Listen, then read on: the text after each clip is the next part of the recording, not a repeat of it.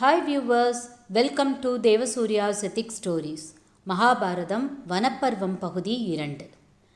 ஒரு நாள் வனத்தில் இருக்கிற பாண்டவர்களை பார்க்கறதுக்காக பிருகதஸ்வரர் என்ற முனிவர் அங்கே வரார். அவரை வரவேற்று உபசரித்த யுதிஷ்டிரன் சூதாட்டத்தால் தங்களுக்கு ஏற்பட்ட கஷ்டங்களையும் தீமைகளையும் சொல்லி வருத்தப்படுறான். அதுக்கு அந்த முனிவரும் இது விதியின் விளையாட்டுன்னும், இதே மாதிரி முன்னாடி நள மகாராஜாவும் சூதாட்டம் விளையாடி எல்லாத்தையும் இழந்து தன்னோட மனைவியான தமயந்தியையும் நாட்டையும் விட்டுட்டு போனதையும், அப்புறம் பின்னாடி தன்னோட சுயமுயற்சியால் மறுபடியும் எல்லாத்தையும் ஜெயிச்சு வந்ததையும் சொல்கிறார். அதுபோலவே பாண்டவர்களும் தங்களுடைய முயற்சியால் இழந்த எல்லாத்தையும் அடைவாங்கன்னு ஆசீர்வாதம் பண்ணிட்டு போகிறார். கொஞ்ச நாள் கழித்து இந்திரலோகத்தில் இருக்கிற அர்ஜுனனை பற்றிய செய்தியை பாண்டவர்களுக்கு தெரியப்படுத்துறதுக்காக சோமச ரிஷியும் அங்கு வந்து அர்ஜுனனுடைய வீரத்தையும் திறமைகளையும் சொல்லி அவங்கள சந்தோஷப்படுத்துகிறார். மேலும் அர்ஜுனன் திரும்பி வரும் வரைக்கும் பாண்டவர்கள் திவ்ய தேசங்களுக்கு தீர்த்த யாத்திரை போகும்படியும் சொல்கிறார். அவரது யோசனைப்படியே பாண்டவர்களும் தீர்த்த யாத்திரை கிளம்பி போகிறாங்க. அப்படி போகும்போது அவங்க பல புண்ணிய க்ஷேத்திரங்களையும் புண்ணிய நதிகளையும் பார்க்குறாங்க. தீர்த்த யாத்திரையை கிழக்கு மற்றும் தெற்கு பகுதியில் முடிச்சுண்டு மேற்கு கரை ஓரமாக வர்றாங்க. அப்படி வரும்போது அவங்க கிருஷ்ணனையும் பலராமனையும் சந்திக்கிறாங்க. அவங்கக்கிட்ட அர்ஜுனன் இந்திரலோகத்தில் இருக்கிறத பற்றியும் அங்கே அவன் சகலவிதமான கலைகளை கற்றுண்டு வர்றதை பற்றியும் சொல்கிறாங்க. இது கிருஷ்ணருக்கும் பலராமனுக்கும் ரொம்பவே சந்தோஷத்தை கொடுக்கறது. ஆனாலும் பலராமனுக்கு துரியோதனன் மேலே ரொம்ப கோபம் வந்து பாண்டவர்களை நாட்டை விட்டு காட்டுக்கு துரத்தி விட்டு அவன் மட்டும் ஹஸ்தினாபுரத்தில் சந்தோஷமாக இருக்கிறது தவறானது அப்படின்னும் இதுக்கு பரிகாரம் பண்ணணும்னு சொல்கிறார். அப்போது அங்கே இருந்த சாத்தியகி என்ற பெரிய வீரன் எழுந்து துரியோதனனுடைய இந்த செயல் மன்னிக்க முடியாததுன்னும் உடனே தங்களோட படைகளை கொண்டு போய் ஹஸ்தினாபுரத்து மேலே சண்டை போட்டு துரியோதனனை தோற்கடிக்கலாம்னும், அப்படி ஜெயித்த நாட்டுக்கு பாண்டவர்கள் வர வரைக்கும் அபிமன்யுவை ராஜாவாக்கலாம்னு சொல்கிறான். ஆனால் இதுக்கு கிருஷ்ணர் மறுப்பு சொல்லிட்டு பாண்டவர்கள் தங்களுடைய முயற்சியிலேயே கௌரவர்களை ஜெயிச்சு நாட்டை அடைவாங்கன்னு சொல்கிறாரு. கொஞ்ச நாள் அங்கேயே தங்கி இருந்துட்டு பாண்டவர்கள் அங்கேருந்து வடக்கே போய் பத்ராசிரமம் அப்படிங்கிற வனத்துக்கு வராங்க. அது மிகப்பெரிய காடாகவும் இயற்கை வனப்பு ரொம்ப கொண்டதாகவும் இருக்குது. ஒரு நாள் அந்த காட்டிலிருந்து வந்த ஒரு விதமான பூக்களோட வாசனையை பார்த்த திரௌபதி பீமன் கிட்ட தனக்கு அந்த பூக்கள் வேணும்னு சொல்கிறான். பீமனும் உடனே அந்த பூக்களை தேடி காட்டுக்குள்ளே போகிறான். அப்படி போகும்போது வழியில் ஒரு வயசான குரங்கு ஒன்று படுத்துன்னு இருக்கிறத பார்த்து அதை நகர்ந்துக்கும்படி கேட்டுக்கிறான். அதுக்கு அந்த வானரமும் தான் ரொம்ப வயசானவன்னும் தன்னால் நகர முடியாதுன்னும் வேணும்னா தன்னோட வாலை பீமன் நகர்த்திட்டு அங்கேருந்து போகலாம்னு சொல்கிறது. உடனே பீமனும் அந்த குரங்கோட வாலை நகர்த்த முயற்சி பண்ணுறான். ஆனால் அவனால் அந்த வாலை கொஞ்சம் கூட அசைக்கவே முடியலை. உடனே இது சாதாரண குரங்கு இல்லைன்னு தெரிஞ்சின்ற பீமன் அந்த குரங்கை வணங்கி நீங்கள் யாருன்னு பணிவுடன் கேட்கிறான்.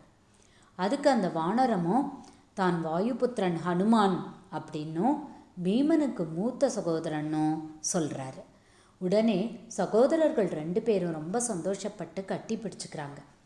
இப்படி நடந்ததால் பீமனுடைய பலம் மேலும் பல மடங்கு கூடிவிட்டது.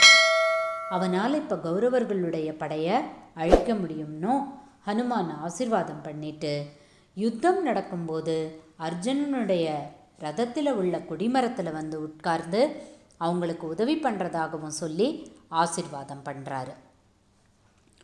மலரை தேடி போன பீமன் பல நாட்களாக திரும்பி வராததால் கவலையான பாண்டவர்கள் கடோத்கஜன் உதவியோட பீமன் இருக்கிற இடத்துக்கு வந்து சேர்றாங்க. பீமனும் அவங்கள பார்த்து சந்தோஷப்பட்டு அங்கே நடந்த எல்லாத்தையும் சொல்கிறான். ரொம்ப நாளைக்கு அப்புறம் தன்னோட மகடான கடோத்கஜனை பார்த்து பீமன் ரொம்ப மகிழ்ச்சி அடைகிறான். எல்லோரும் சந்தோஷமாக கொஞ்ச நாள் அந்த வனத்திலேயே இருக்காங்க. ஒரு நாள் அந்த வனத்தில் ரொம்ப தேஜஸான ஒரு ரதம் வானத்திலேருந்து வந்து இறங்குறது.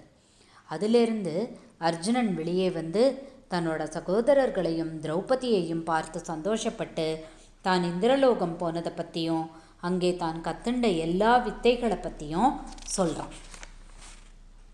இப்படியா பாண்டவர்கள் வனவாசம் போய் 10 வருடம் ஓடி போயிடுறது. இப்போது அவங்க காமியக வனத்துக்கு திரும்பி வந்து தங்கியிருக்காங்க. அவங்க அங்கே இருக்கும்போது கிருஷ்ணர் சத்யபாமாவோட அங்கே வந்து அவங்கள பார்க்குறாரு. அப்போது அவர் சுபத்ரையை பற்றியும் அபிமன்யுவை பற்றியும் பாண்டவர்கள்கிட்ட சொல்கிறாரு. இதனால் அவங்களும் ரொம்பவே சந்தோஷப்படுறாங்க. இதுக்கு நடுவில் அஸ்தினாபுரத்தில் சகுனியும் துரியோதனனும் மறுபடியும் பாண்டவர்களை அவமானப்படுத்த ஒரு சதித்திட்டம் போடுறாங்க. அதன்படி கௌரவர்கள் எல்லோரும் குடும்பத்தோட கூட்டமாக போய் பாண்டவர்களை பார்க்கலாம்னும் பாண்டவர்களால் எல்லாருக்கும் உணவு கொடுக்க முடியாமல் அவமானப்படுவாங்க அப்படின்னும் முடிவு பண்ணுறாங்க. அதன்படியே அவங்க எல்லாரும் காமியகவனத்துக்கு வர்றாங்க. வழியில் ஒரு குளத்தை பார்த்து அதில் குளித்து கும்மாளம் போடுறாங்க. அந்த குளமோ கந்தர்வர்களுக்கு சொந்தமான குளம். இவங்களை பார்த்த கந்தர்வர்கள் உடனே அங்கேருந்து கிளம்பி போக சொல்கிறாங்க. ஆனால் அதை கேட்காத கௌரவர் கூட்டம் அங்கேயே குளித்து அவங்களுக்கு தொல்லை கொடுக்குறாங்க. இதனால் கோபமான கந்தர்வர்கள் கௌரவர்கள் கூட சண்டை போட்டு அவங்கள சிறைப்பிடிக்கிறாங்க. இதை கேள்விப்பட்ட யுதிஷ்டிரன் தன்னோட தம்பிகளோட போய் கந்தர்வர்கள் கூட சண்டை போட்டு எல்லாரையும் காப்பாற்றினான். பாண்டவர்களை அவமானப்படுத்த நினச்ச கௌரவர்கள் இப்போது பாண்டவர்கள் முன்னால் அவமானப்பட்டு போனாங்க. அவமானப்பட்ட கௌரவர்கள் உடனே நாடு திரும்பினாங்க. ஆனால் துரியோதனன் மட்டும் தனக்கு ஏற்பட்ட அவமானத்தை நினச்சி ரொம்பவே கோபமாக இருந்தான். அப்போது பீஷ்மரும் அவனுக்கு பலவிதமான புத்திமதியை சொல்லி பாண்டவர்களுக்கு எதிரான சதித்திட்டங்களை நிறுத்தும்படி சொல்கிறாரு. ஆனால் இது எதுவுமே துரியோதனன்கிட்ட எடுபடலை. அவன் ரொம்ப கோபமாகவே இருக்கான். கொஞ்ச நாளில் துரியோதனன் தானும் ஒரு ராஜசூய யாகம் பண்ணணும்னு சொல்கிறான். இதுக்கு பலவிதமான எதிர்ப்புகள் இருந்தது. ஏற்கனவே யுதிஷ்டிரன் இப்படி ஒரு யாகத்தை பண்ணி இருக்கிறதால மறுபடியும் துரியோதனனால் இந்த ராஜசூய யாகத்தை பண்ண முடியாதுன்னு பெரியவங்களும் முனிவர்களும் மறுப்பு சொல்கிறாங்க. ஆனாலும் திருப்தி அடையாத துரியோதனன் வேறு ஏதாவது வழி இருக்கான்னு கேட்க அதுக்கு முனிவர்களும் ராஜசூய யாகத்துக்கு நிகரான வைஷ்ணவ யஜ்ஞம் அப்படிங்கிற ஒரு யாகத்தை பண்ணலாம்னோ இதுக்கு எல்லா ராஜாவையும் கலந்துக்க வரும்படி சொல்லலாம்னோ விளக்குறாங்க. இதை கேட்டு சந்தோஷமான துரியோதனன் உடனே அந்த யாகத்துக்கு ஏற்பாடு பண்ணும்படி சொல்லி பாண்டவர்களையும் அந்த யாகத்தில் கலந்துக்கும்படி அழைப்பு அனுப்புகிறான். ஆனால் பீமன் இதை மறுத்து தகவல் சொன்னவனை திருப்பி அனுப்பிடுறான். ஆனாலும் துரியோதனன் தன்னோட விருப்பப்படியே கர்ணனோட உதவியால் அந்த யாகத்தை செஞ்சு முடிக்கிறான். அந்த யாகம் முடியும் போது கர்ணன் தான் சண்டையில் அர்ஜுனனை கொல்லும் வரைக்கும் மாமிசமும் மதுவும் அருந்த மாட்டேன்னு சபதம் பண்ணுறான். இந்த யாகத்தை பார்த்த அஸ்தினாபுரத்து ஜனங்க இது ஒருபோதும் யுதிஷ்டிரன் செஞ்ச ராஜசூய யாகம் மாதிரி வராதுன்னு பேசிக்கிறாங்க. இந்த செய்தியும் ஒற்றர்கள் மூலமாக துரியோதனன் காதுக்கு போய் சேர்றது. இதனால் மேலும் கோபமான துரியோதனன் மறுபடியும் பாண்டவர்களை பழிவாங்கிறதுக்கும் அவமானப்படுத்துறதுக்கும் ஒரு சந்தர்ப்பத்துக்காக காத்துட்டுருக்கான். இதோட பார்ட் 2 முடிச்சுக்கிறேன். மறுபடியும் பார்ட் 3 உங்களை சந்திக்கிறேன். தேங்க்யூ.